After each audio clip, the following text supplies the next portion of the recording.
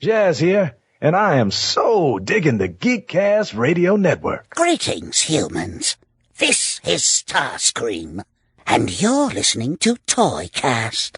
And if any of you call me a partsformer one more time...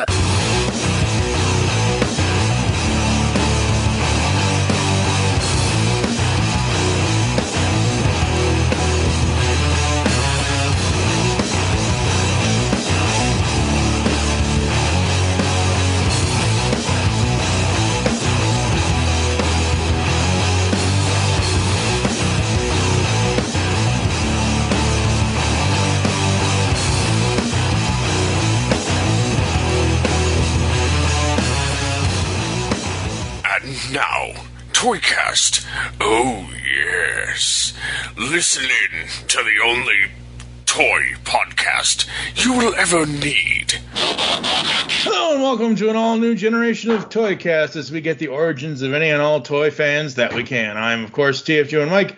Today's special guest is someone who is hailing from the Great White North. It is Mr. Ryan the UnEvenFlow Merkley. Hello, sir. Hello. And this is your first time on Toycast, I believe. I don't believe I've had you on before. This show is, but okay.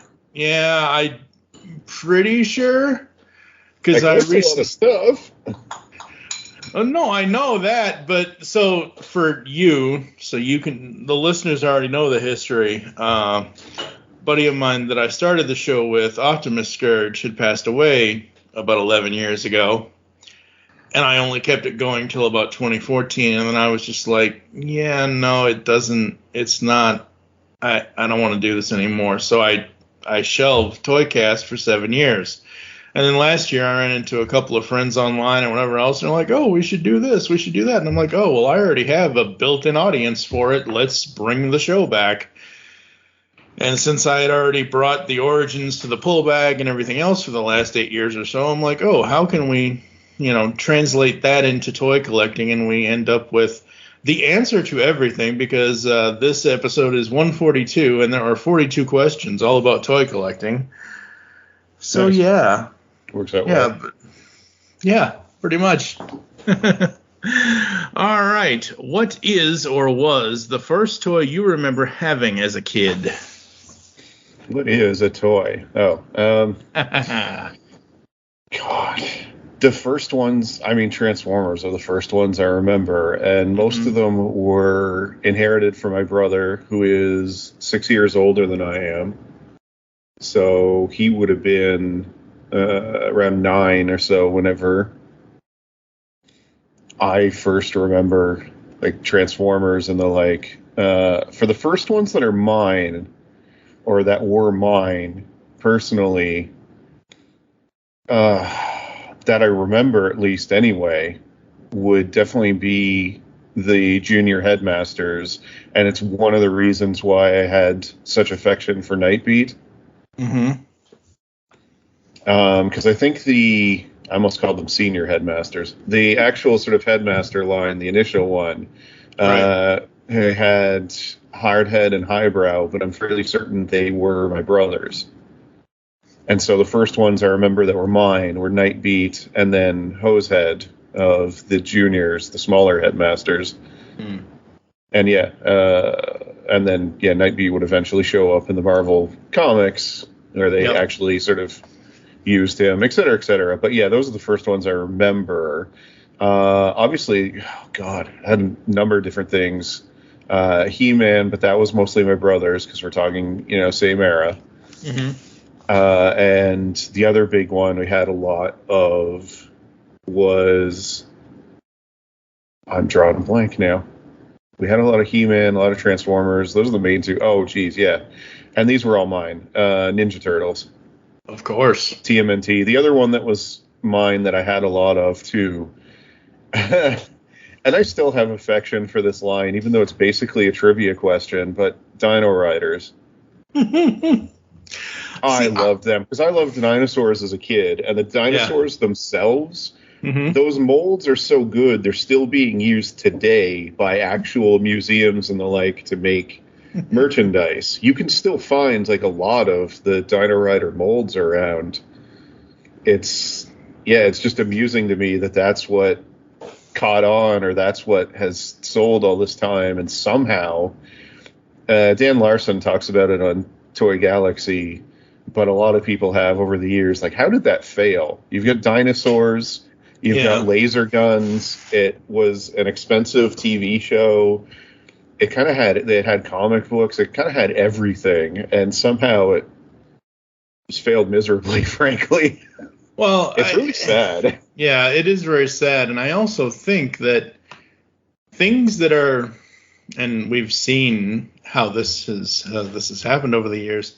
Things that are that expensive to produce or to make or to name a TV show or a cartoon that, well, look at Sunbow, look at Transformers, look at this, look at that, look at all the animation yes, the first 2 seasons were amazing animation. 3rd season was okay, but by the time we got to Rebirth, they went to, whatever.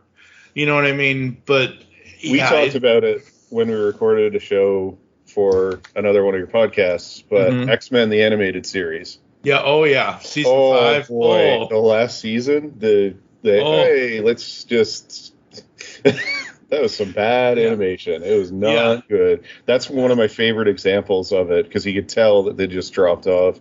Even Ninja Turtles, which those initial episodes, which were essentially a mini series, were so well animated. And the normal series, the animation's not bad, but it was such a drop off. Yes. But yeah, Dino Riders, it still breaks my heart, because they were good figures. And I mean, you compare the early ones for the early figures for Dino Riders to, say, the early Transformers. It's not much of a comparison. I mean, the first wave of G1, special place in my heart. Some of the figures are amazing. I mean, Soundwave is still one of the best versions of it. Yeah, Soundwave and Blaster, both. Yeah, X number of years later. And even Optimus Prime is great. I mean, you have the repair bay / trailer / roller, everything else. And that was a great figure. But then, you've got Ironhide and Ratchet, and he's not so good. But Dino Riders, another one I remember well. But yeah, for me, I mean, Transformers, that's probably a large part of my attachment for them. Yeah, you always had, at least for me, there was always a decision to make. Like, you have 2 things. What are you going to decide to do, kind of thing? And I never had to make a choice between He-Man or Transformers or Turtles, because by the time I was 5 when I was 3 when He-Man started, I was 4 when Transformers started, and I was 7 when Turtles started. So I was right in that equal age of, okay, He-Man's over, I move over to this. Okay, Transformers is in, did I move over to this? But with Dino Riders, I had a choice between those or Dino Saucers, and I liked the Dino Saucers cartoon much more than the Dino Riders. And that's something I'm sure you'll get into with one of the questions eventually, but I never lost the love for Transformers. I never fell out of it. Yeah, I was still interested when Generation 2 came out with the ugly neon color and the horrendous cube effect on the cartoon show, which was still just the same cartoon show I watched when I was, before, obviously. But when Beast Wars came out, I was all about that, even though I didn't know there were toys or anything. Yeah. Because I lived out in the sticks, and so I don't know if it just didn't catch on in the medium-sized cities near me, but Beast Wars, I loved the show. I was always eager to watch that, and it kept getting better and better. Then I moved out of the sticks, and internet and things like that were invented. My favorite was finding out on the internet that Transformers was huge. That I wasn't the only one that still thought about it. Yeah, absolutely. I still remember realizing that.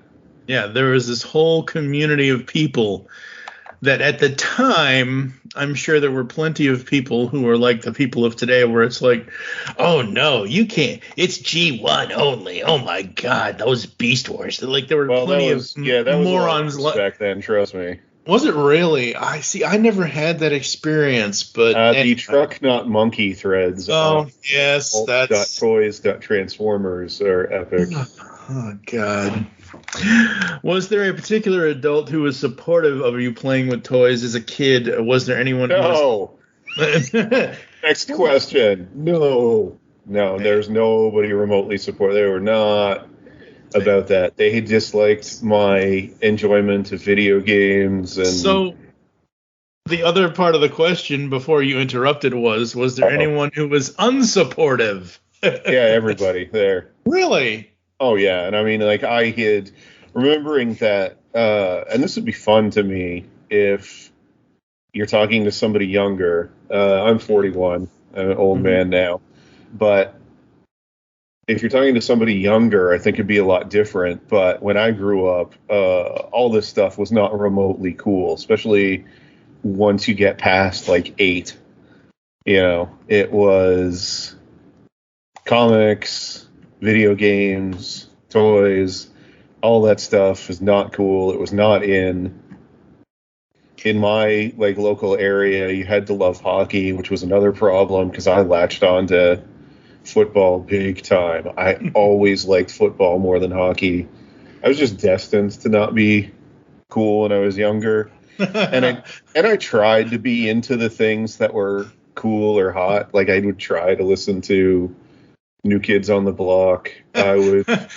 I would try to watch Toronto Maple Leafs games and all this other stuff, and I just didn't care. I spent too much time trying to be something I wasn't. Now, when you say football, you're talking about NFL stuff. You're not talking about soccer, right? I will never be talking about soccer. Okay, good. Okay, good. Football. Yeah, that's. No, I'm kidding. If you enjoy soccer, enjoy it. Well, but yeah. It's so funny you mention all of that because I was the exact opposite. Like I was coming from Boston. If you were born into the sports in Boston between MLB, NFL, NHL, NBA.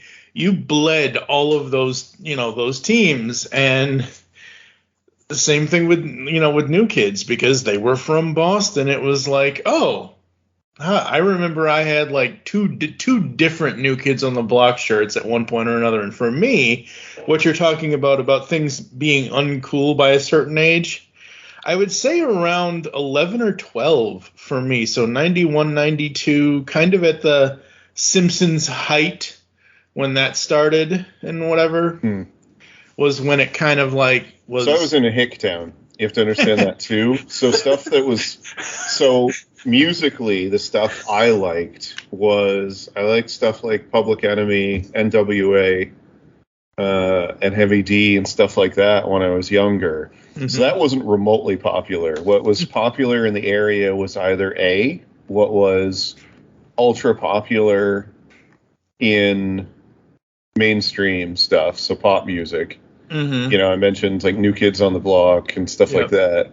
Or B is country music and stuff like that. Like I was in the sticks. I was in Hazard County. Wow.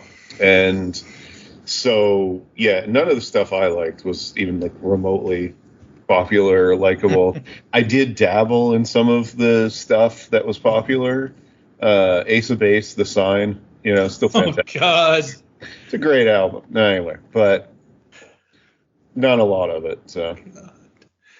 Oh, 90s pop. Oh, my God. So what types of toys were your favorites to play with? So action figures, vehicles, play sets, like that kind of stuff. What types of toys were your favorites to play with? Got to be the stuff that is essentially vehicles / action figures. So the Transformers obviously are a little bit of both, right? Yep.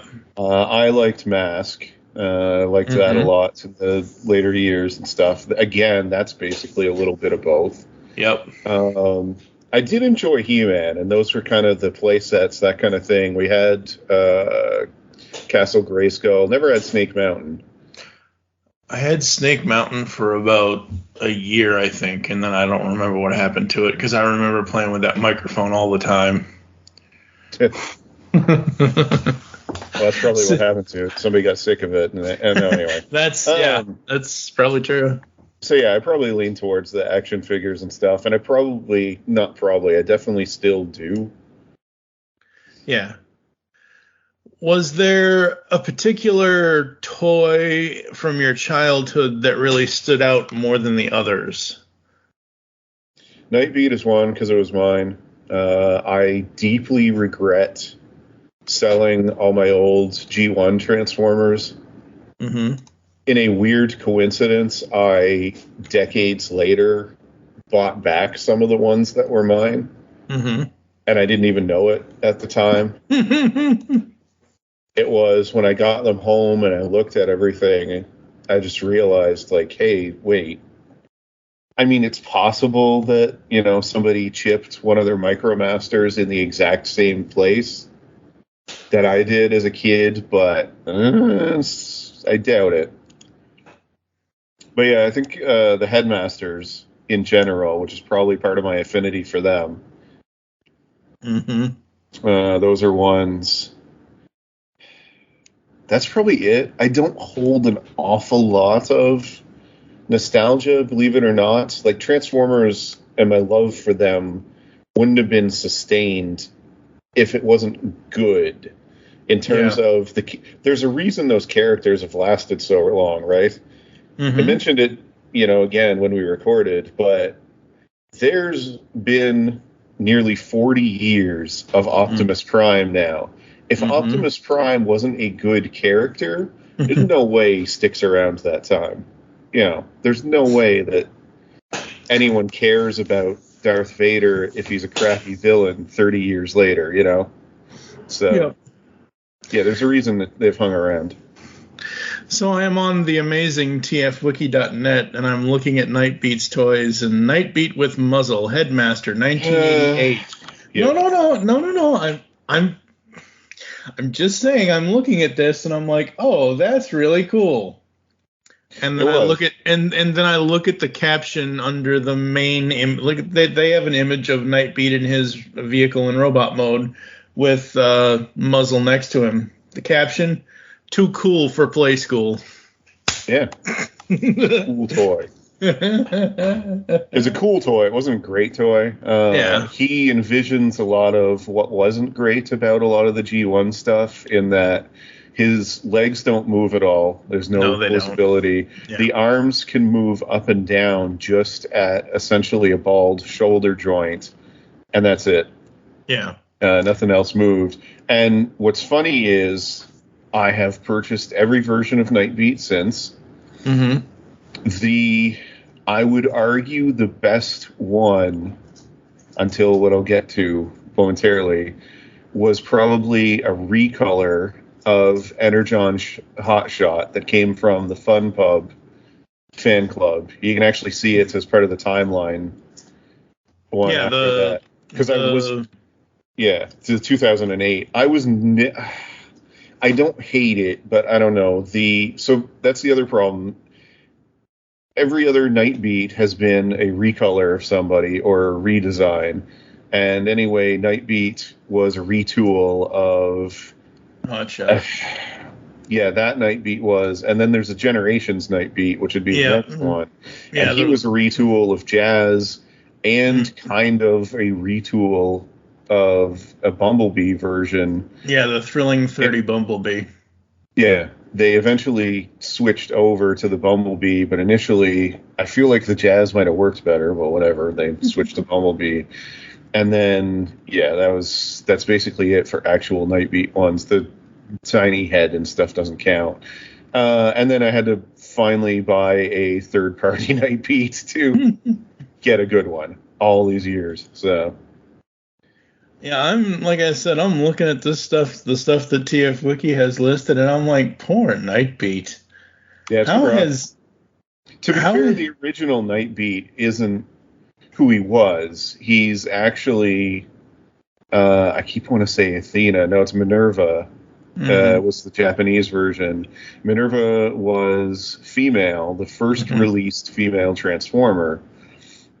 But that was in Japan when they brought the Minerva character over. They switched it to male, and yeah, we got Nightbeat instead for whatever reason.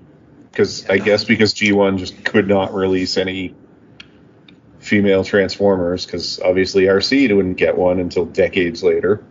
But yeah, Nightbeat hasn't had great luck with figures, and at some point I'm sure you're going to ask what my favorite figure is.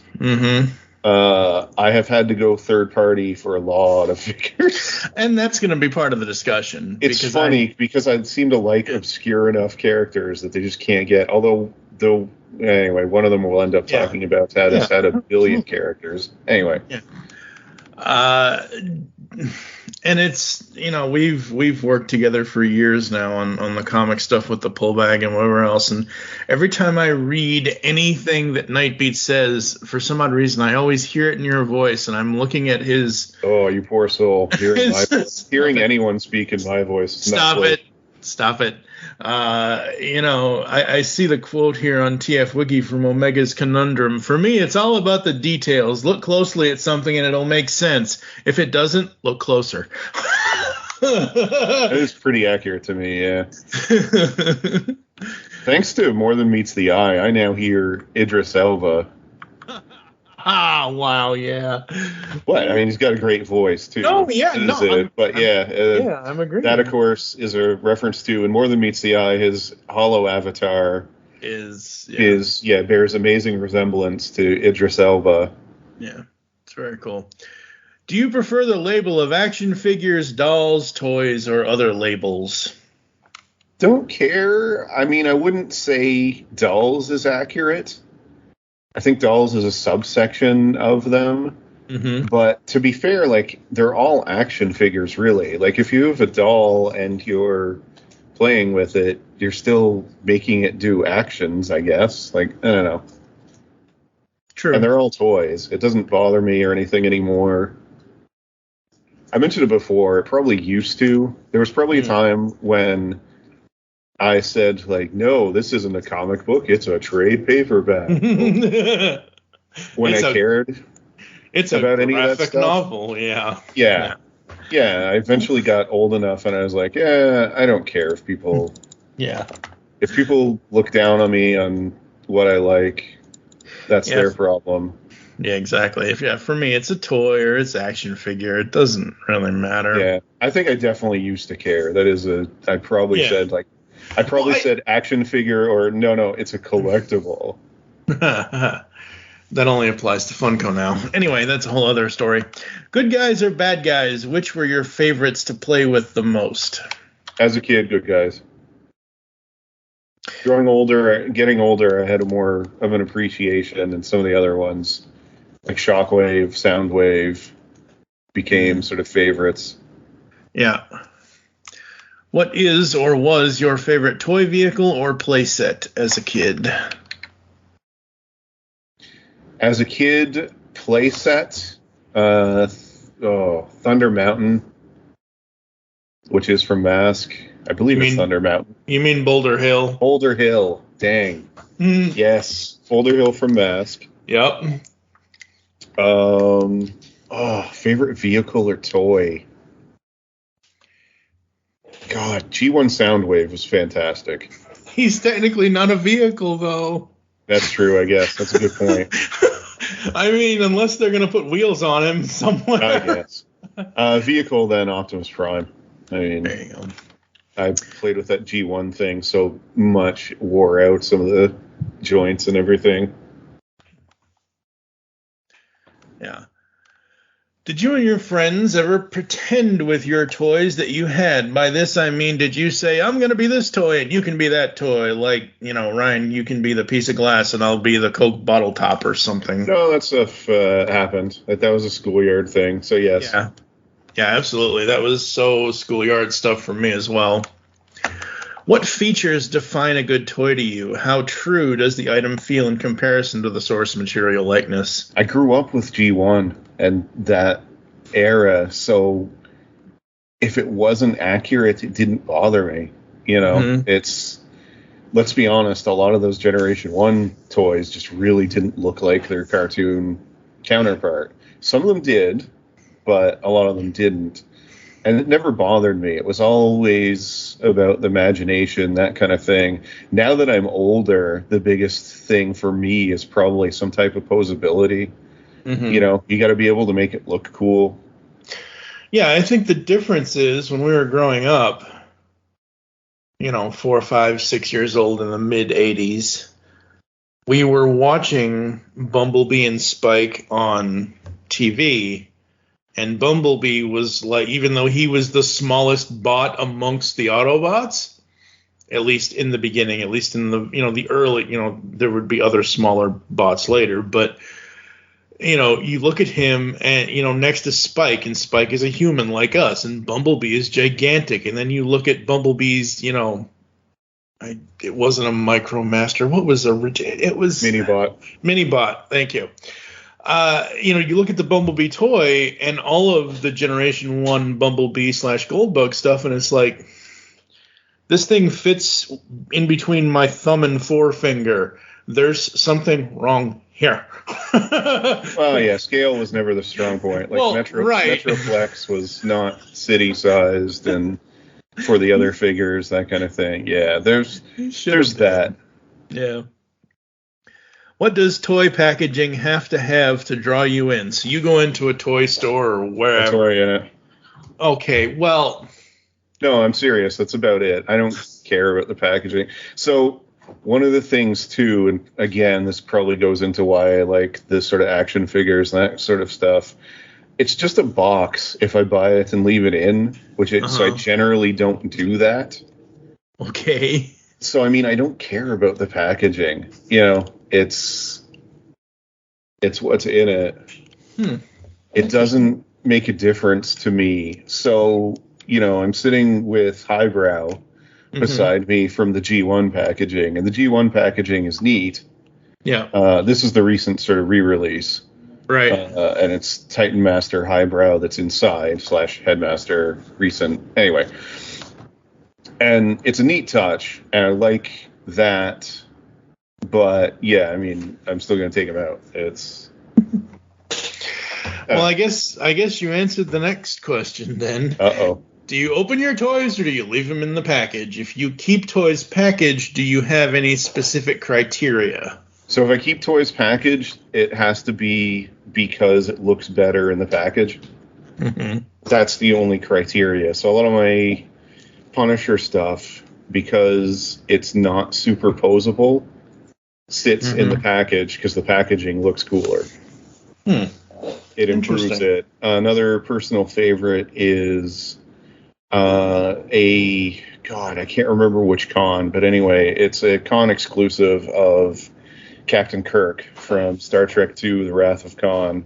And it's him with the bloodied tunic, etc. And it just works better with the big Star Trek / Enterprise insignia that he's sitting in, that kind of thing. It's mostly just for aesthetic. I don't keep them in so it's worth more or anything like that, because I don't really care about that. If as a kid or an adult you only were allowed to choose one toy franchise to collect from, which one would you choose and why? I think we both know.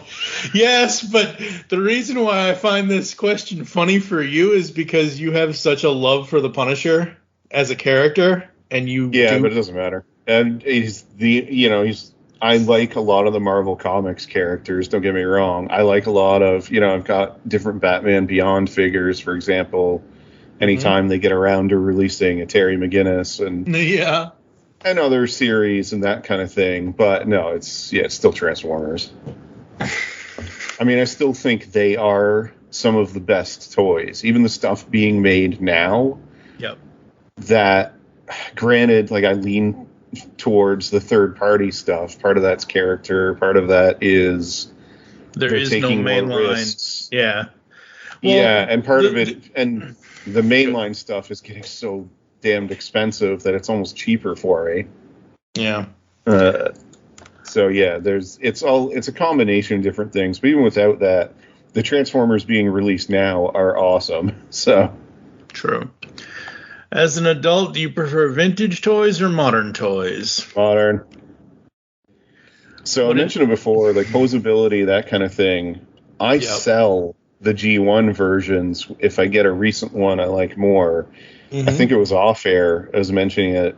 Yeah, you were selling something. Yeah, I got Siege Crosshairs. Yep.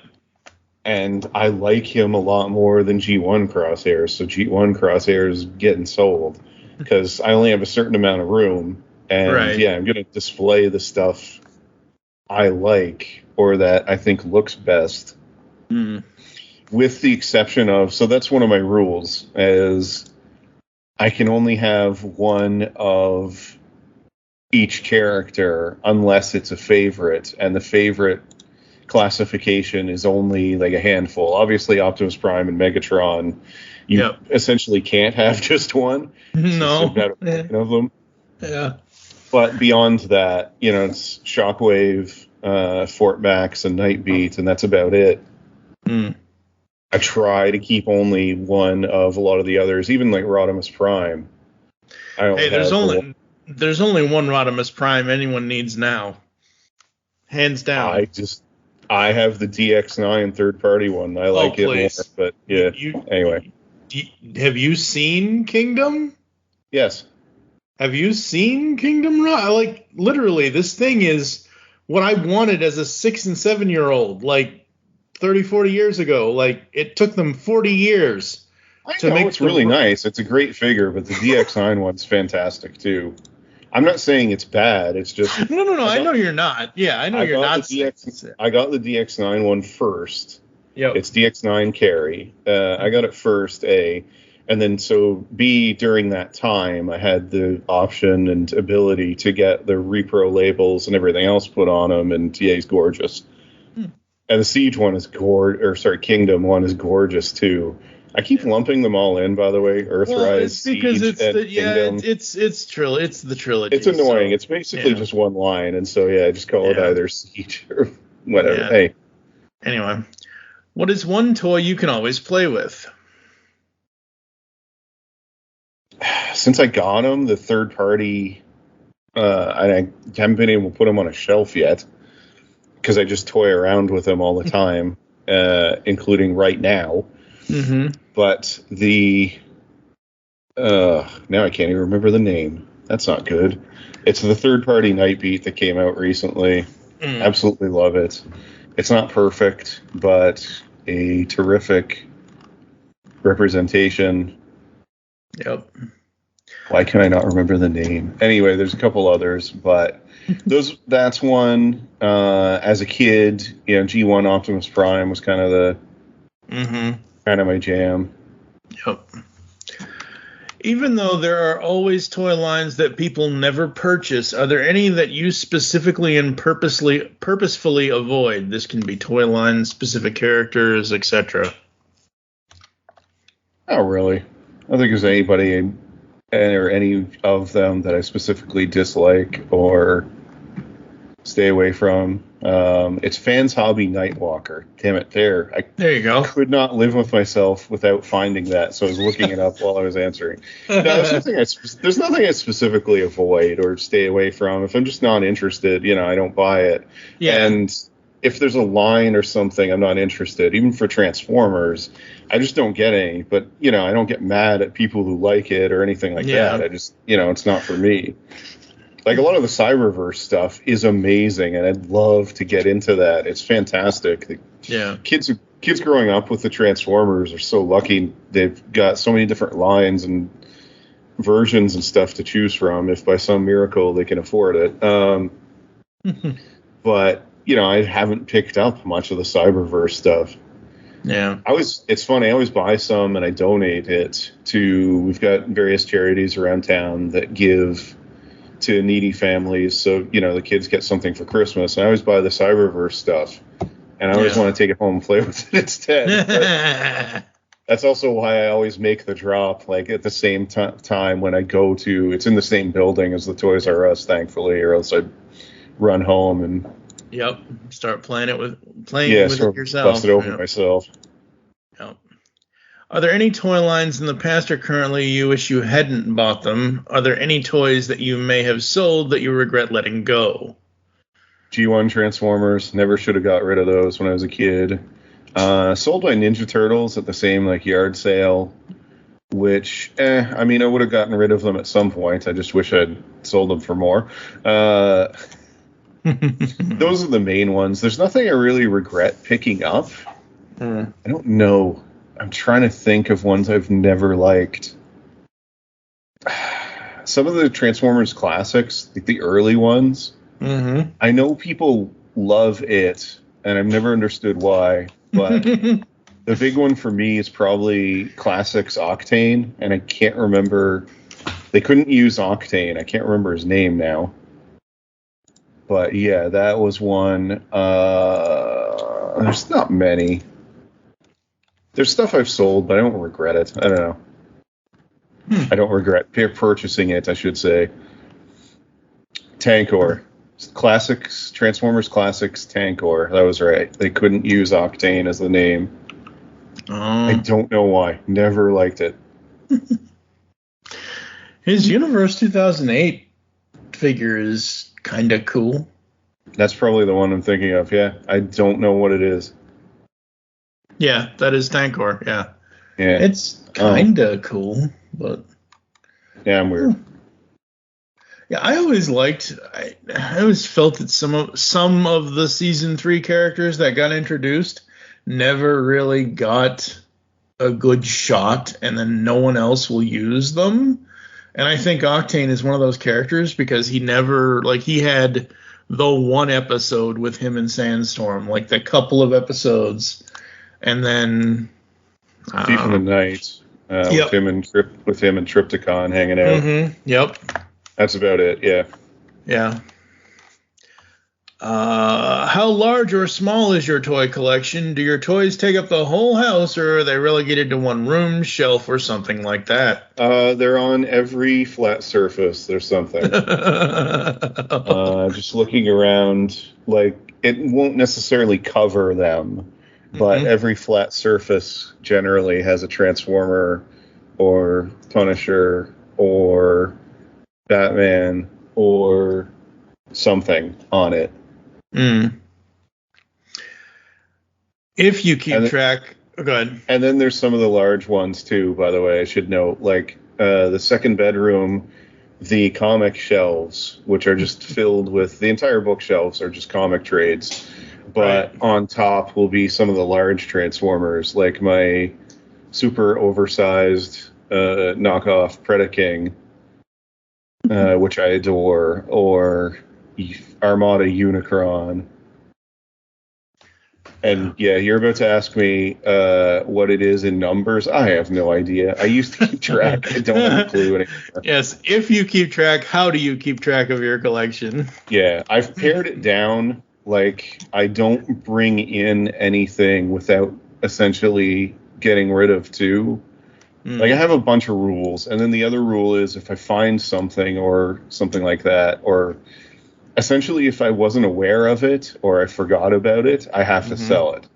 That's kind of the rule I made for myself, so stuff doesn't just sit in storage or whatever.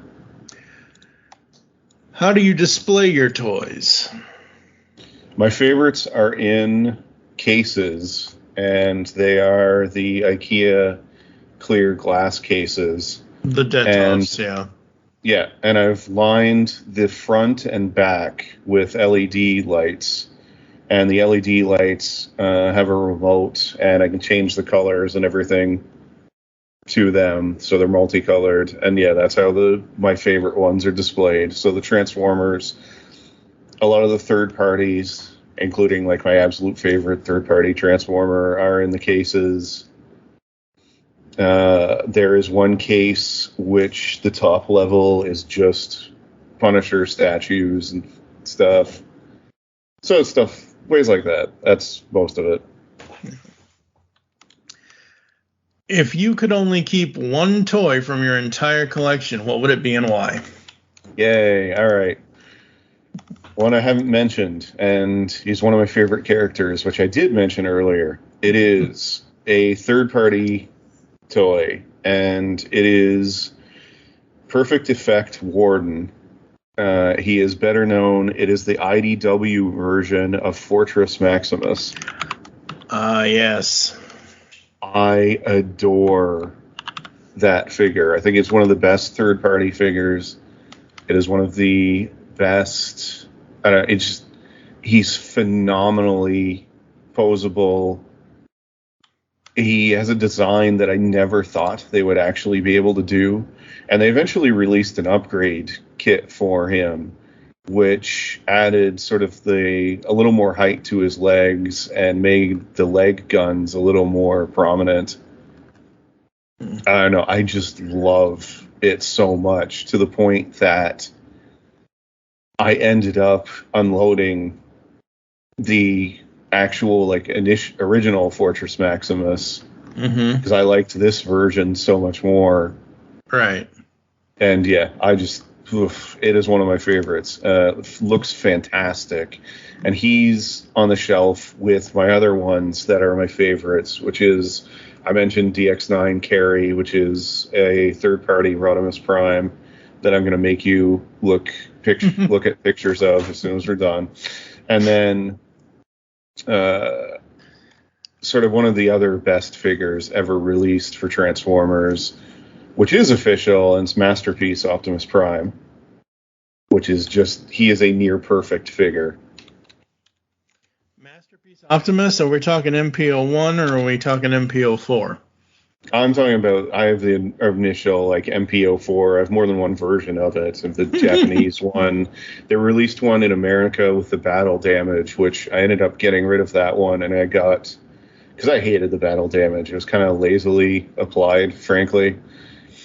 And so I was able to get one without it, and really like that. So yeah, those are the ones. Those are the main ones. But yeah, Warden is, God, I love that. And I smile/feel good every single time I look at the guy. Very cool, very cool. Yeah, I'm looking at DX9 now, and he is very, very cool. The fins, it's the fins on the back. I prefer that they're a little bigger. I've always liked that weird sort of back fins too. The wings, yeah. Yeah, whatever you want to call them, the wings, the fins, whatever. Yeah. And I like how prominent they are. I also like that he comes with the larger sniper rifle, which is a little more accurate to the show rifle, because you can also make it a little smaller. Also, the rifle is a target master, a reference to the fact Hot Rod was a target master at one point. So I don't know. I always like that. I don't think there's a wrong answer or anything, because Kingdom Rodimus Prime is fantastic. Yeah, it really is. Really, really is. Let's see. Here's the toy box challenge. You get one 18 by 18 by 18 box. The only toys you can keep have to fit in the box. What can you pack into it? Man, I just mentioned 3 of them. There you go. Is that the only ones that'll fit? Oh, probably. No, I mean, I'm pretty sure I can get a few more of the Masterpiece ones in there. I tell you what, we're mentioning Hot Rods and Rodimus Prime and the like. The third-party IDW version of Rodimus is absolutely fantastic. And now, of course, I can't remember his name either, but no, there's no chance I'll remember that one. All right, anyway. So there's that. The third-party Nightbeat. He goes in.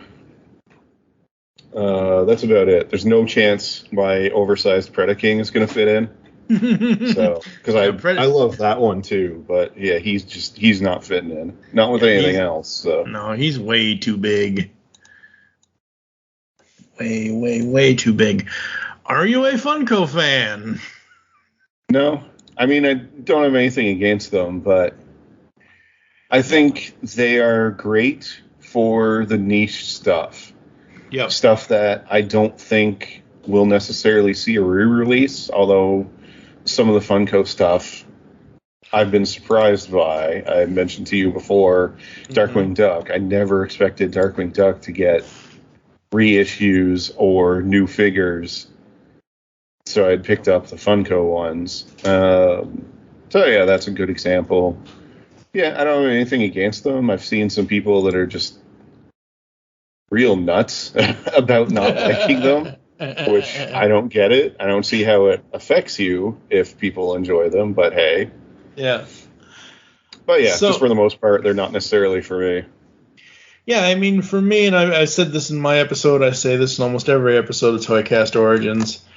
For me, Funko has never been like, oh, I want to, like, yes, as long as they make Transformers ones, I'm going to try to buy them. You know, kind of thing. But for me, it's about characters that I would not normally see have an actual toy. Like, I'm sure back in the day when Home Alone and Home Alone 2 and all of that came out, I'm sure there was some sort of toy, doll, whatever thing.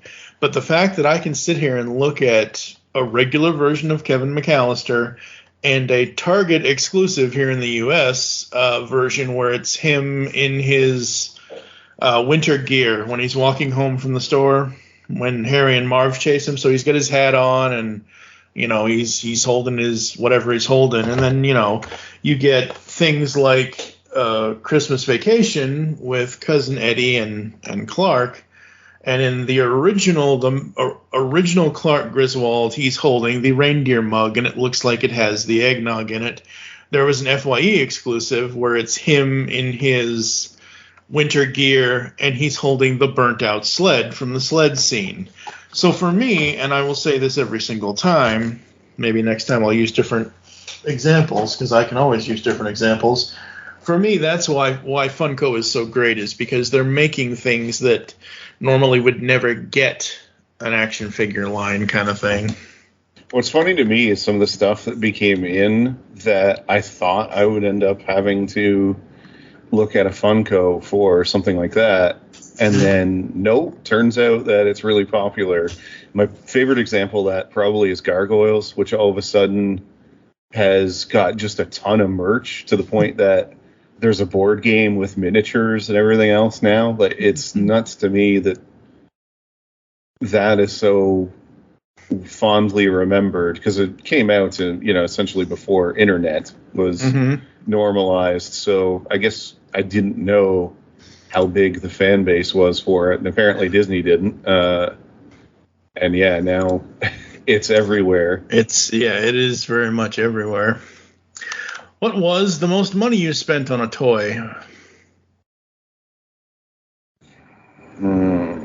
So, non-toy-wise or figure-wise, spent $300 getting the Hard Hero Unicron statue. And then for actual toy, though, I think Warden with the upgrades cost me about probably just shy of $300 as well. And part of that was because I jumped on getting him, which I'm glad I did, but because of that I paid a lot more than I would have if I had ordered through a different site. Basically, I bought them through an American site, and it cost me an arm and a leg because of that, because shipping. And then I got smoked. It's one of the few that I got nailed on at the border. Oh, no. They didn't mark it as a gift or as something that would be sort of duty free, and so like I had to pay for that, which I got smoked on duty on that one. Jeez. It happens every once in a while when I order stuff from the States, like Transformers, but usually gets through without a problem. But oh well, I don't care. Still money well spent. Still love it. There you go. What is the best deal you ever got on a figure that may have been worth quite a bit more than you paid for it? The best deal was probably I got a Masterpiece Starscream for under $50. I would end up selling it a few years later for about $200 because I got a Starscream I liked more. Mm-hmm. So that worked out really well. It was during that weird time where Masterpiece Starscream was on clearance everywhere in the States. Yeah. And everybody had all these extra ones. And then a couple years later, he became harder to find, and people were going nuts trying to find it. I still remember telling the guy, like, are you sure you're okay with, like, paying this much for it? And he's like, oh, yeah, I'm still getting a good deal. All right. Exactly. What modern and or vintage toy lines are you currently collecting? Transformers. That's it? I mean, even then, the Transformers stuff is kind of... I'd pick and choose. It's got to be a really good figure or a character that I really like, because I'm really happy with kind of where I'm at.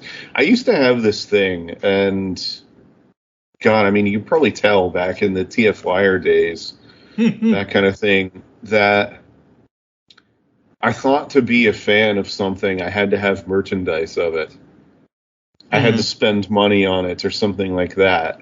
Yeah. And I've kind of grown up that, no, you can be a fan of something. You just have to enjoy it. It doesn't matter how much money somebody spends. Like, nobody's going to accuse me of not being a Buffalo Bills fan, but I don't get to go to the games very often because, I mean, it's, over the border, it's expensive. I got to get there and back, and then I got to work on Monday. So, exactly. But nobody's gonna say, like, oh, you're not a Bills fan. Like, if they do, they're dumb. They do not know me at all. Yeah, I was gonna say, yeah, they do not know you at all. They have not spoken to me ever.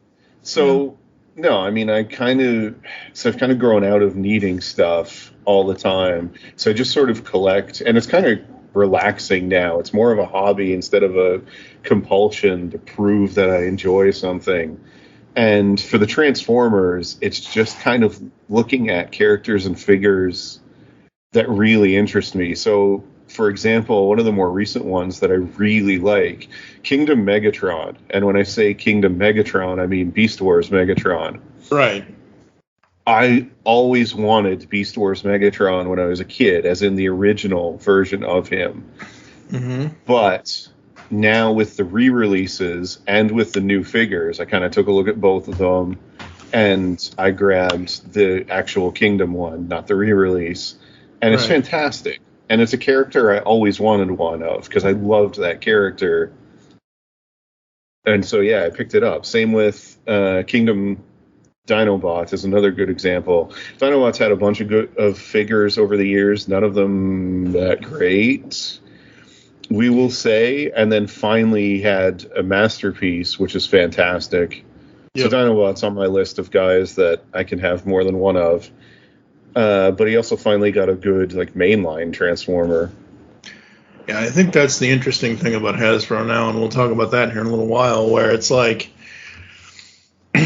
they are now at a point in the company's history, and they are now at a point with technology and building and, tool and die and all that, where it's like, hey, we can actually make, not to say that the toys at the time, 26 years ago, were horrible, but they're limited by the times of what they had back then. It's tough because today we went to Walmart and they have an entire display of Beast Wars Tigatron. Mm-hmm. And, he's a nice figure, but for the same price beside him are the Kingdom figures, which frankly are a lot more posable and look more accurate. Now, obviously, Tigatron's not the best example because he doesn't have one, but I'm trying to think of who a good example is, because there's some good. Rhinox is close, but having said that, the Beast Wars Rhinox figure is awesome. So this, when we originally wrote some of these questions, they were written before the pandemic. So do you visit toy shows or conventions? When you visit toy shows or conventions, do you have a typical methodology? Do you bring a certain amount of money for what you're searching for, kind of thing? How do you deal with that kind of stuff? Or do you just not go? No, I definitely go. I absolutely adore cons.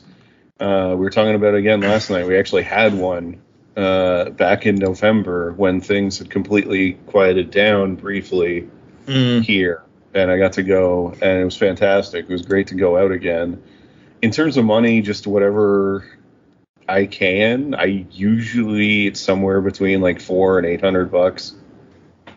I take with me because I'm also trying to buy comic trades because it's a good place to get out of print ones and stuff like that. But it's frankly, the first thing I look for is always the Transformers, and it's always the Transformers. It's definitely always Transformers. No, that's the first thing I check every single table for on my first go around. That's true. There's nothing else. I guess unless there's something super specific I desperately am looking for or I want or I haven't seen. But it's always them. Even if I'm not all that interested in looking at them, I don't know. There's something about seeing them. Like the con I was at had one of the Technobots complete in box. I have no interest. I had no interest in buying it because I've got versions of them that I'm happy with. But it's still pretty cool to see. I just enjoy looking at them and kind of remembering what it was like to see those on the shelves in the 80s. Yeah, absolutely. That kind of stuff. So there's an enjoyment in that. I like seeing the vintage Ninja Turtles stuff too. Same sort of reason. Just kind of cool to see. Yep, absolutely. A lot of it's the packaging too. I feel like I don't know. I said before, the packaging isn't what makes me buy a figure or not, because I don't care about it. But I got to say, some of the earlier stuff, it kind of drew your eyes to it a lot more efficiently. I don't know. Yeah, I mean, that's the thing. That's why I asked that question, and I asked that question to everyone, is because you look at the old Turtles packaging or specifically the old Transformers and Masters packaging, they had full-on artists doing, there's that whole famous scene of Metroplex with all the Autobots and Decepticons and everything else around, so packaging... I'll say the artwork now is actually better. I would argue that. But the whole aesthetic of Siege, Earthrise, and Kingdom, it's this sort of like dull... The colors are very dulled. It's supposed to be, dark, and they look beat up in the pictures and that kind of thing.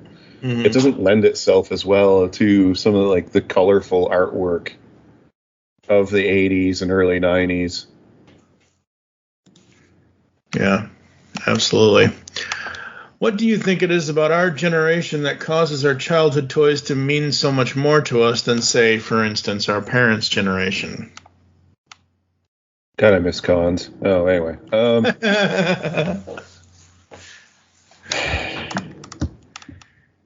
I don't know. I think it comes from... I have no idea, honestly. Well, I mean, I think it comes from the fact that we actually had toys, action figures, when our parents were kids. In the 60s and 70s, it was, Yeah, we were also kind of... Our generation was the first time where they were allowed to directly market to us. Yeah. So every toy had a television series. And that's not always for the best. But the ones that have hung... That's true, but... Yeah. And in terms... It's kind of insidious. I mean, to be blunt. It was all about marketing, that kind of thing. But the stuff that's hung around, like Transformers is a great example, has hung around because there was a love and a quality to it that Hasbro couldn't quantify, A, and B, they couldn't ruin. And I think that's a lot of it. And for our parents, for example, I'd argue that's sort of similar too. There was just fewer options. Like Star Trek is still around. Yeah. 60 years later. Yeah. And Star Trek is a good example, actually, too. That had a lot of items for it, and that means a lot to people. But yeah, I think it's different now because we have so many more channels. And then in the 80s, there were so many shows. Like I said before, everybody had a cartoon show. Yeah. You'll find somebody whose favorite toy was Exo's Squad or Thundercats or one of the shows that hasn't gone or series that hasn't gone steadily. Thundercats is one of the good examples because every few years or so, or essentially every decade, I'd guess, you could say, it gets some sort of reboot. And so far, they really haven't taken hold. And I'm not trying to knock the series or anything, but that's different from Transformers, which never really went away. The closest it went was G2 to Beast Wars. There was a bit of a lull. Yeah. And then after that, it has just never stopped. Well, with Thundercats, the thing is, it ran from 87 to 85. Make sure I get this right. 85 to 89, and then they had the reboot in 2011, and then they disappeared for quite a bit of time. Yeah, and then they had, I mean, I'm sure not necessarily LJN, but some other whatever, something came up with some sort of anniversary thing or whatever else, but Thundercats has never, sadly, been it never turned into a franchise of 40 years of constantly, like Transformers is constantly reinventing itself.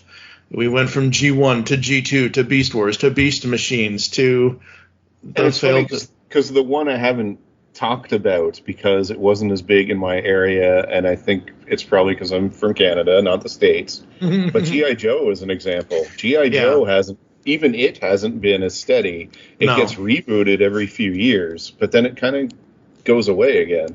Yeah, G.I. Joe has, I think, Real American Hero for the cartoon.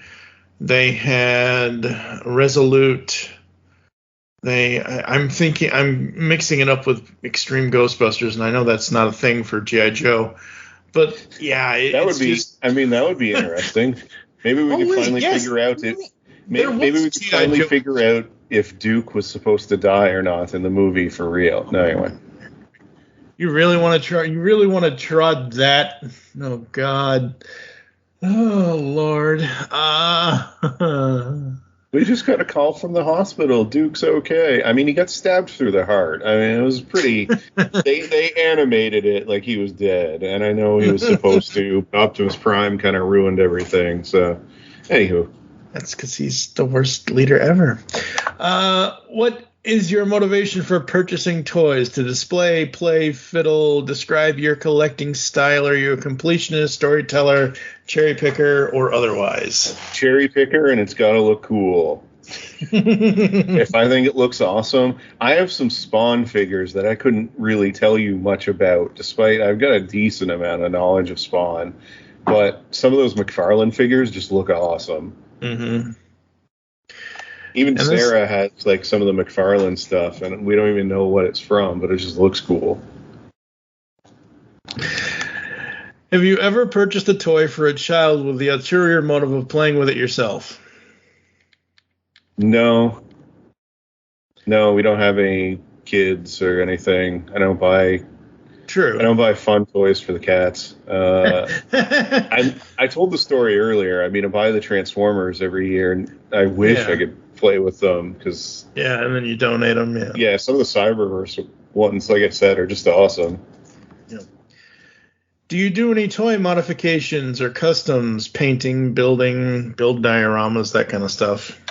I do not. Sarah will paint miniatures and stuff like that for my board games and things, but I do not. I do not have the.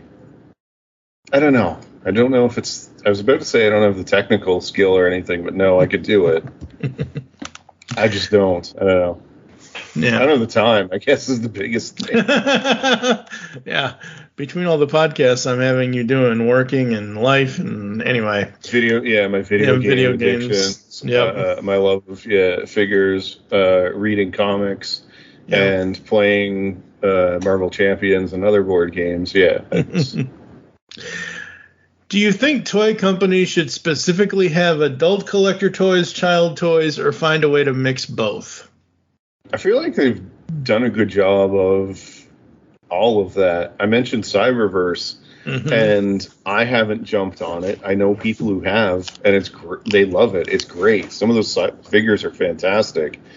And then Hasbro's got, the Kingdom and the other lines. So I feel like they have already sort of separated them. And in terms of if they should or not, if there's enough support for it, obviously, I don't think there's a point to doing the other stuff. I will say I do not like a lot of the collector stuff Hasbro's been doing in terms of there's something really gross to me about a multi-billion-dollar company asking for money on crowdfunding. It's kind of icky. I don't know. Not a big fan of that, and I know they did it with Unicron. I understand the reasoning, which is they're worried about mass producing these figures, and it's expensive and that kind of thing.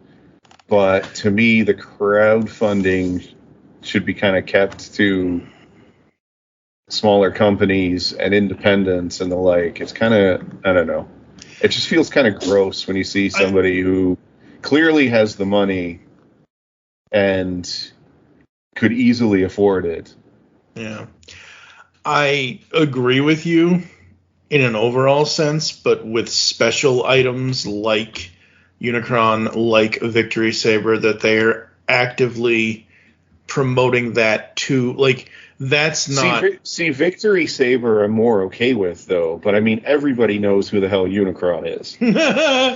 No, I'm serious. Like, Victory Saber, and I'm not trying to knock him or the fans of him, but he's definitely not as well known as Unicron. And true. There are people who maybe haven't kept up with Transformers or remember or whatever, but they remember, Orson Welles as Unicron from the movie 35 years ago. I don't know. That one to me, I just if they're, I don't know. My feeling is just if they're doing a limited run of something that is, to use a different example from Hasbro, the G.I. Joe stuff.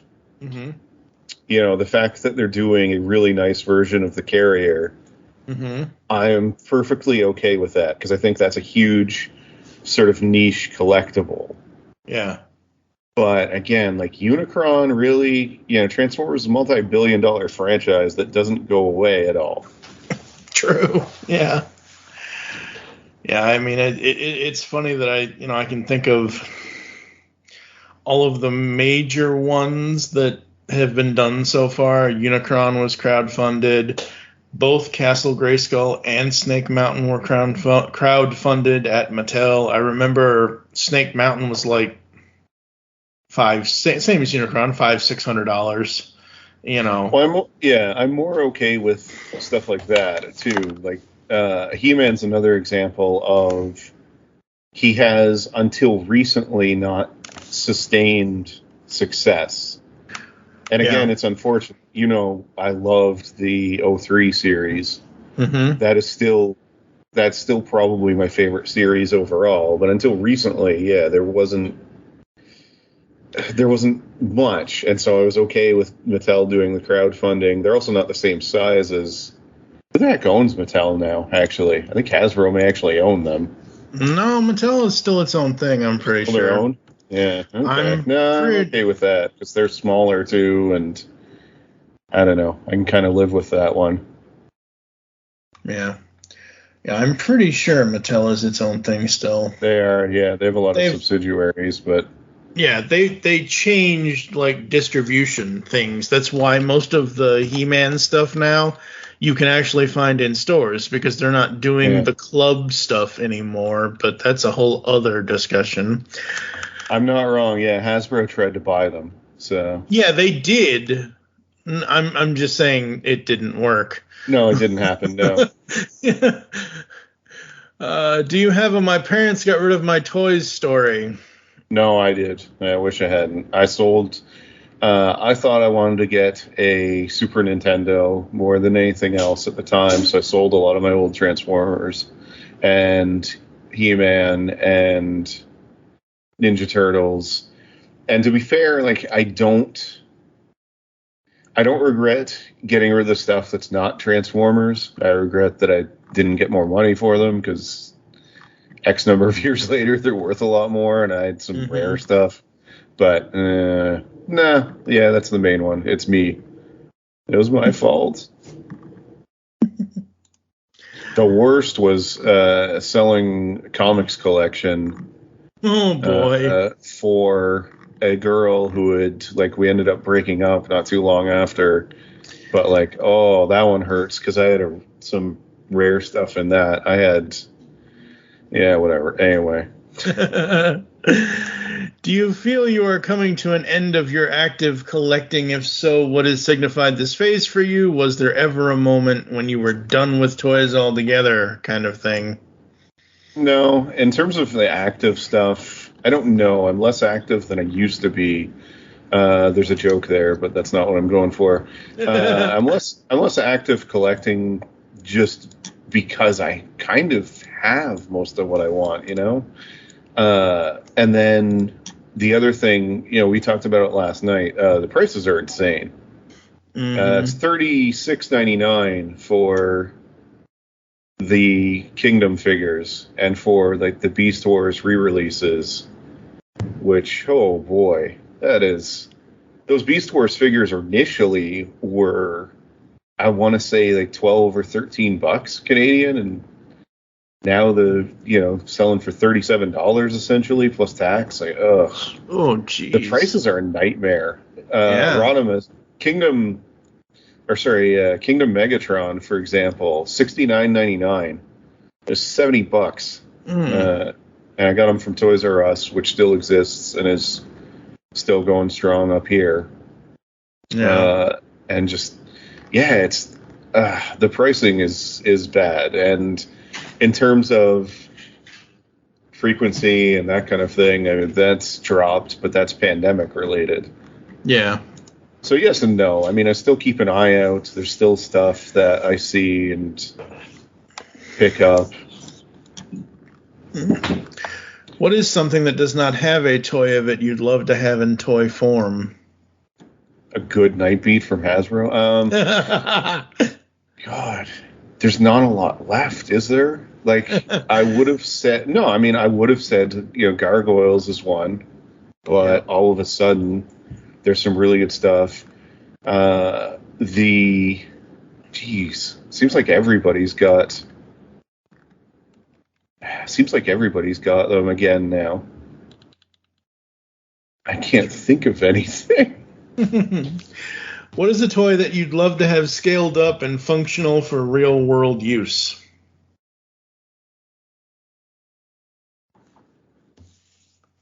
Love to have my own Optimus Prime. I mean, imagine driving that around. Yeah. That would be interesting. The only downside is if he transforms with you inside him, that could get some. Yeah. But he wasn't bad because the cab doesn't really move much, so you'd probably be safe. Well, I don't know. We did have that whole thing where in one of the episodes he did transform with Spike inside his cab or something, and that didn't really. There have been several cartoons that have actually Prime. Miko was hiding in the back of Bulkhead, and she ended up puking all over him or something because of his transformation in the cartoon. But anyway. It's something. I mean, we didn't do a Transformers-related podcast recently. Mm-hmm. Something I'll bring up, but you mentioned it. Although different series, but it's something that just occurred to me again, too. The passing of Derek Wyatt is heartbreaking. Yes, I loved Transformers Animated. It was on the air when I started podcasting on TF Wire. Mm-hmm. And the first season was up and down, but man, did it get better. And the show, the toys, and his passion for it, it was infectious. And it's so sad. He was so young. Yeah. Steve and I had mentioned it, and I talked about it briefly on All Things Transformers, and I was actually going to talk about it here as well. And yeah, I mean, that guy, he was so awesome. I think he has 3 ToyCast appearances, and most of them were with him and me and Callie talking about Callie's Puggle Formers at the time back in 2010, 2011. But yeah, Derek was awesome dude. Gone way too soon, kind of thing. Yeah, and he loved Transformers. It wasn't just this. Yeah. It wasn't just this line that he worked on. It was more. He loved the whole franchise. He has said as much. He grew up with it as a kid, and he loved the entirety of it. So, and he said in several other interviews that people have done with him, specifically some of the TFCon stuff. It's like, he had his dream job. His dream job was to work on the show that he loved and the franchise that he loved, and he got to do that. And I remember part of that interview, I forget which video it is, but he would go on to tell the person, because Sue Blue was the casting director for animated. He would go up to Sue and say, "Can you get this person? Can you get that person? Can you get this?" That's how we got Judd Nelson as Hot Rod or Rodimus as, the first 2 seconds before Oil Slick comes in with some cosmic rust. But yeah, no, Derek was awesome dude. How has your spouse dealt with your collection? Good. How do you feel about my collection, dear? Okay, she says, I think you've made great strides. There you go. Not sure what that means. Anyway, no, she's good. I haven't taken over the house. I'm working on it, but toy collecting is fine. On our first date, she was able to correctly identify Transmetal 2 Megatron. She had Air Razor. Oh, awesome. Very cool. Toy collecting can have its struggles. What is one aspect that you tend to struggle with the most? Used to be money. That was the biggest thing, right? Especially during the early 2000s when a lot of the Generation 1 stuff was getting re-released for Transformers. The internet was really starting to kind of take off. Yep. And again, this was an era where I thought I needed stuff to prove that I liked something. Mm-hmm. So I needed Futurama figures. I needed the Generation 1 Transformers, et cetera, even if it was stuff I wasn't super interested in or that I knew weren't great figures or stuff like that. And so, yeah, that was tough. And I was balancing, working some of my first jobs and that kind of thing and going to a comic shop and paying $100 and some odd dollars for Japanese G1 reissue. So not my finest moments in terms of finances, but I got better. There are Futurama Funko Pops. Yeah, exactly. I mean, nowadays I think it'd be no. I was about to say nowadays it would be easier, but no, because I just mentioned how expensive the actual Transformers are. True, very true.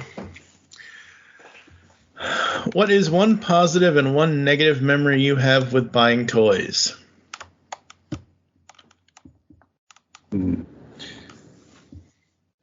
Positives is all of it right now. Like, I look around and I love the stuff I've got.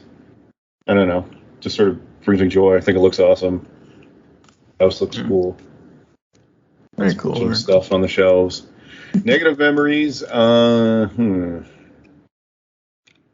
my childhood sucked, so I try to avoid that. But okay. What? No. I'm just saying. Okay, that's That's probably why, like the nostalgia, and I got a weird love-hate relationship with the Generation 1 packaging, things like that. But yeah. Yeah. If so, basically, and I know what the answer to this is going to be, but Hasbro gives you the keys to the kingdom. What is one toy you would want to create? Yeah, good Nightbeat. It's funny because everybody else, eventually got one. There have been good Shockwaves in different lines, like TF Animated Shockwave, for example, is really good. The most recent ones were really good during the Siege or whichever line you want to call it, was really good. Fort Max obviously has a couple of really great ones. I'm surprised they haven't. I know they did some of the More Than Meets the Eye characters from the comic into toys. Maybe that was a third-party company that did that, but I'm really surprised that they don't take the More Than Meets the Eye IDW comic version of Nightbeat and make a really good damn toy with him. I don't know. It's weird. They've picked and chosen some of the stuff. You'll notice it's interesting to me, and this is something that you'll probably talk about in the future, at least someday in the future on one of the Transformers podcasts, but IDW's had a weird effect on the entire franchise. Yeah. It's interesting to me. So obviously the stuff like Windblade's never going to go away. I mean, that is a new character that was established. Yep. And so, yeah, there's stuff like that. There are some of the characters have kind of been brought back into the limelight. Like Chrome Dome and some of the others do not get re-releases if IDW doesn't use He and Rewind in. Yeah.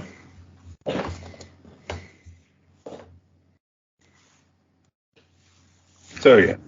Yeah. Yeah, absolutely. I mean, unless they're going to use them in something, most of them are not going to get, which kind of sucks. Yep. Oh, well. It is what it is. What is one piece of advice you would give the toy collecting fandom? Just enjoy it. Calm down. Not everything has to be everybody. Not everything has to be for everybody. True. It's kind of like Funko's motto, everyone's a fan of something, which to me basically means that everybody has their thing, but also not everybody has to like everybody else's thing, kind of thing. What is advice you would give to kids who enjoy toys? Just enjoy it. Be yourself. Enjoy it. They are, frankly, very lucky now, to me at least, in terms of the stuff is in. Mm-hmm. Like comics, this sort of nerd culture and everything else is cool now. You don't have to hide it. It's everywhere. It's so awesome to me to see people of all walks of life go to cons. I am, as a 41-year-old white dude, in the minority at Comic-Cons, and frankly, that's awesome. Yeah. I think it's so cool. They get to, grow up and enjoy what they enjoy without the criticism or having to hide it or anything the way we did. Yeah, and or at least I did. Not necessarily. I shouldn't speak for everybody. Yeah, I mean, but yeah. There were plenty of kids in the 80s that felt that they had, there were plenty of us that felt that way at one point. Well, not necessarily the 80s, because Transformers in particular was huge, but definitely in the 90s. Yeah. In the 90s, it was definitely not cool, and the early 2000s as well, too. It took some time for... Well, yeah, by the early 2000s... Yeah, well, by the early 2000s, we were growing up. We have already graduated high school. We were either supposed to go to college or go into the workforce or do whatever, because we're adults, and we're supposed to do adult things now and all of that. And, yeah, the thing about pop culture and geek culture and nerd culture is that it has come so far But it's sports now. Like, it was always cool to enjoy sports, right? Right, It was always quote unquote cool to like the local team or whatever. Mm-hmm. And it was okay, and that was accepted. You were allowed to geek out and be a dork and be able to list, the starting QB's stats from Sunday, and people would go like, man, that's neat that you know that. Yeah. But it wasn't cool if you knew, like, when the Punisher first appeared or what Wolverine's first appearance was, and that, he showed up in the Incredible Hulk comic and before he even had his own and blah, blah, blah. Like, that stuff wasn't neat. Now it is. And now people are interested in that, or you can talk to pretty much anybody about the latest Marvel movie, Yep. And that's great. I don't understand the people who are mad about this. I remember how damned hard it was to find merchandise or anything in the 90s for a lot of the stuff I liked. It just didn't exist. Yeah. Now I can get Punisher stuff at the local drugstore. I mean, it's nuts.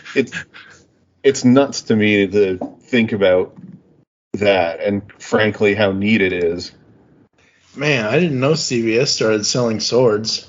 I have CVS. What the hell are you talking? Whatever. Anyway, it's a drugstore. Yeah, no, I know, but anyway, but the point is drugstore, Punisher merchandise, and the fact that no guns, only swords. Anyway, we're going to take a quick break, come back to close the show after this. Because the world needs another movie podcast. The Geekcast Radio Network presents for your listening pleasure the Cinema Geek. Hosted by Amanda, Kevin, Matt, and Dan. Each week we dive headfirst in the landscape of movies as we discuss movie news, play movie games, go in-depth on reviews, and even have a top 10 countdown or two. Also, don't miss our director retrospective series, where we review noted directors' movies film by film. Bottom line is, if you love movies and love podcasts, you need to experience the Cinema Geeks. You can find us on iTunes, Blog Talk Radio, or GeekCastRadio.com. On the Simplistic Reviews podcast, we talk movies. We talk TV. We talk... Hello, Julie, what the heck are you doing? Trying to make our spots sound more exciting by adding explosions. Yeah, I'm pretty sure you could have got the point across with sound effects, not the real thing. Car. Download this show on iTunes or at simplisticreviews.blogspot.com. I'm sure your insurance company will cover that. No, they won't. No, they probably won't. One of the primary themes of Toycast is that we focus on times past. We are who we are today because of the nostalgic memories and experiences from our childhood. Obviously, we wouldn't be doing this podcast if it weren't for the toys that make us so addicted to nostalgia. Times Past Collectibles in Chicago, Illinois is your primary go-to collectibles store to reclaim the toys that drove those memories and experiences. Specializing in action figures from all of your favorite toy lines like Star Wars, G.I. Joe, He-Man, Transformers, Silverhawks, Ghostbusters, TMNT, Mask, and more, get your dose of nostalgia with a shop run by collectors for collectors. Whether you are looking for loose G.I. Joe Ice Cream Soldier, a packaged Leonardo, recent Star Wars Black Series figures, or an AFA-graded Boba Fett, Times Past Collectibles is bringing you back to your childhood. Visit the shop at 1450 North Ashland Ave in Chicago, just 2 blocks south of Ashland and North Ave. Call the shop at 847-830-1031 or email timespastcollectibles1982@gmail.com. You can also find them on Facebook. Just search Times Past Collectibles because, folks, it's past time that you get your collectibles. Hey, it's Wes from Poppin' Off Toys. Wanted to let you know about PoppinOffToys.com. We can be your number one source for Funko collectible figures to add to your ever-growing collection. If you're in Nashville, Tennessee, we actually have a retail store that you can come by, 5916 Charlotte Pike. And for the rest of us, PoppinOffToys.com is always open, and you can check us out on Facebook, Twitter, Instagram, and even TikTok. And the name is just simply Poppin' Off Toys. Thank you so much, and always keep it poppin'. What was that universal greeting again? Never mind, I remember. Ba weep, Granov, weep Nitty Bong. Hey guys, it's Rodimus Primal, and be sure to check out my YouTube channel. Join me as I have Transformers discussions, retrospectives, toy reviews, and more. You can also follow me on Twitter at Rodimus Primal, as well as Facebook and Instagram at Rodimus Primal Show. Transform and roll out, and be sure to check out my content till all are one. Last big party of the summer, folks. Let's go out with a bang. All right, folks, we are back here on ToyCast, episode 142, with Ryan, the Uneven Flow. Do you have any final thoughts before I run through the closing, sir? Like what you like, don't be a dick. On that note, thank you for joining us. That's the main sort of thing. No, absolutely. And I was worse at that when I was younger, but then I got older, and yeah, you don't like the toy line or the toy or the comic or whatever that's out now. If there's one thing I've learned is you can just wait a bit and there'll be new ones. Yeah. Everything that's old becomes new again at some point. Yep. And the same thing with me. It's like, I see all this stuff. Like, again, I will use just as an example, not to pick on the franchise I'm not picking on the fans of the franchise, but Game of Thrones, no interest. I don't care about Game of Thrones either way, whether it's good, bad. I don't give a. I've seen 10 minutes of the first season's first episode, and it was all walking, and I was like, okay, I'm done with this. And I can go on and find other things that I do enjoy, and just don't. It doesn't have to be either or, and that's become really frustrating. Pro wrestling is a great example of it. You apparently can't, like more than one promotion. But what doesn't make sense is it doesn't cancel it out. One doesn't just eliminate the other. So who cares if somebody likes something different? Just because I like Optimus Prime, it doesn't mean there's never going to be another figure of Goliath from Gargoyles. It doesn't make sense. Why would you be mad at, one or the other? It doesn't make things disappear. It's always, anyway, yeah. It took me probably longer than I'd like to admit to figure out that stuff. I used to get incensed or annoyed about just the dumbest things. But, yeah, it doesn't,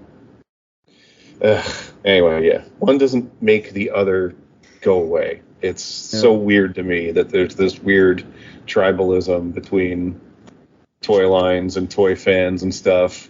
There's so many people with irrational hate for Funko Pops. Just because there's a Funko Pop of Optimus doesn't mean there's never going to be another figure. So True. You don't like it, don't buy it. Yeah, exactly. And it's so funny that you mention WWE. I'm like, even though this is the toy show, I'm like, hey, wait, I'm podcasting with Ryan again. We still have to do WWE Volume 4 and Volume 5 from Boom Studios over on the Bull. I feel like that's the best. So if you're not into wrestling, there's more than one promotion now. Yep. There always was, but now there's two on television again and in significant light. And if you go on the internet just for funsies, search WWE and AEW, and people are going nuts about you can't say anything positive about one without somebody from the other getting angry about it. It's so odd to me. Yeah, people are so incensed. And actually, a great example for nerds too, consoles.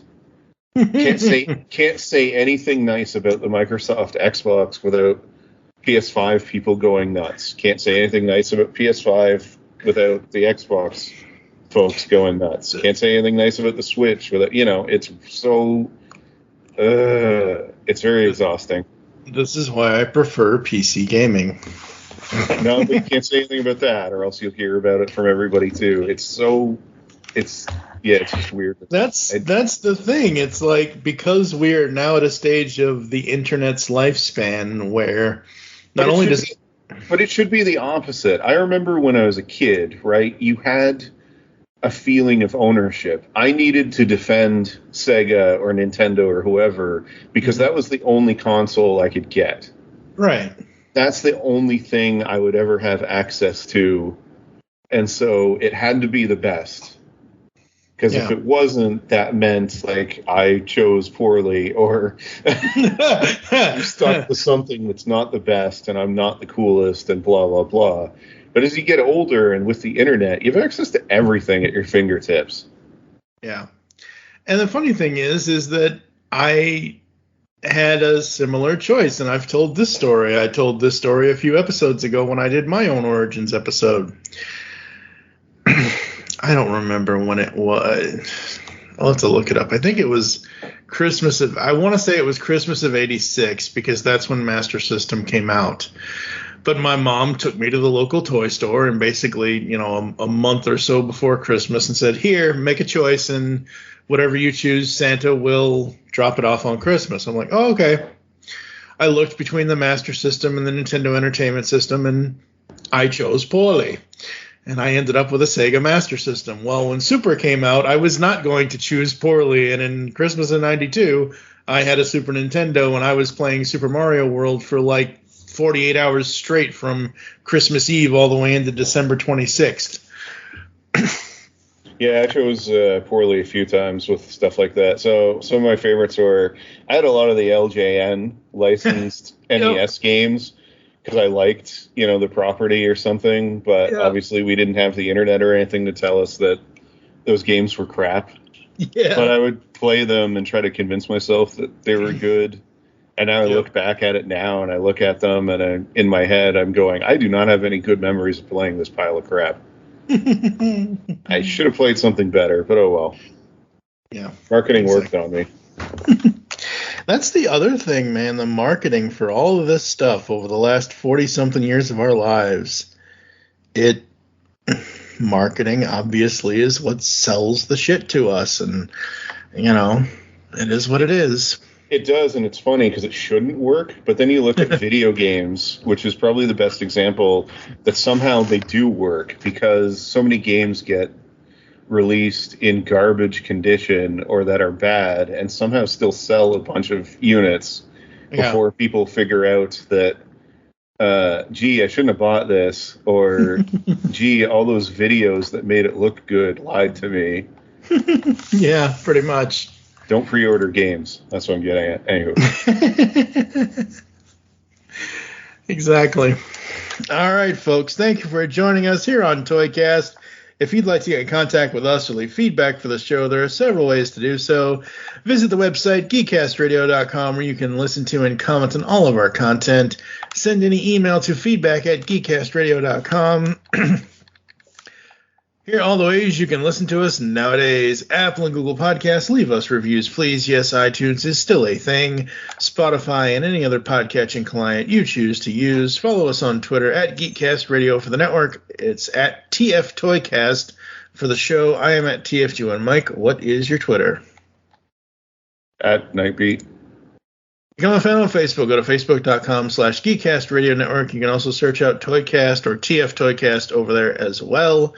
I deleted Facebook. Oh, anyway. I did. Yeah, I know you did. It's okay. Next time on Toycast, no clue. I'm flying by the seat of my pants, folks. So we'll see what happens. It could be a Funko episode. It could be an episode where Josh the Floorburger and I talk about something. I don't know.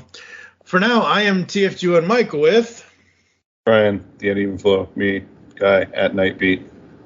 Yes, him, that guy over there. Join us next time when we will be talking more toys here on Toycast.